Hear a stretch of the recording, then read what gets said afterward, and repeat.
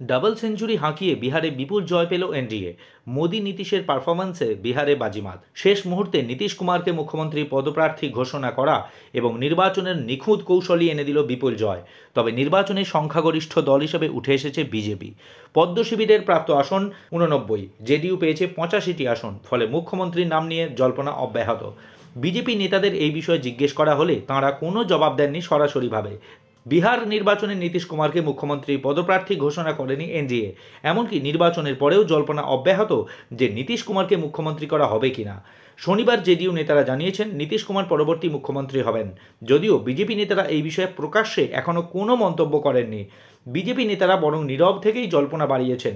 রাজনৈতিক বিশ্লেষকরা মনে করছেন এনডিএ দুর্দান্ত জয়ের পর ফের নীতিশ কুমারকেই পরবর্তী মুখ্যমন্ত্রী করা হতে পারে।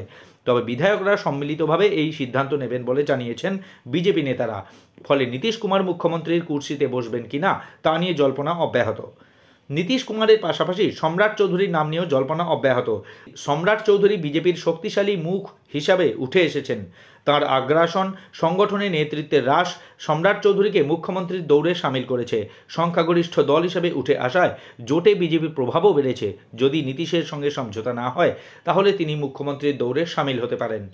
অন্যদিকে এলজেপি নেতা চিরাগ পাসওয়ানের নামও উঠে এসেছে। যুব নেতা হিসাবে তাঁর জনপ্রিয়তা দিনে দিনে বৃদ্ধি পাচ্ছে। এবার তিনিও মুখ্যমন্ত্রীর দৌড়ে সামিল হতে পারেন বলে মনে করা হচ্ছে। এবারের নির্বাচনে ভালো ফল করেছে চিরাগের দল। জোটের ভারসাম্য বজায় রাখতে এই পরিস্থিতিতে তিনি মুখ্যমন্ত্রীর দাবিদার হতে পারেন। তবে নীতিশ কুমার শেষ পর্যন্ত মুখ্যমন্ত্রী না হলে তবেই এই নামগুলি নিয়ে ভাবনা চিন্তা শুরু হবে।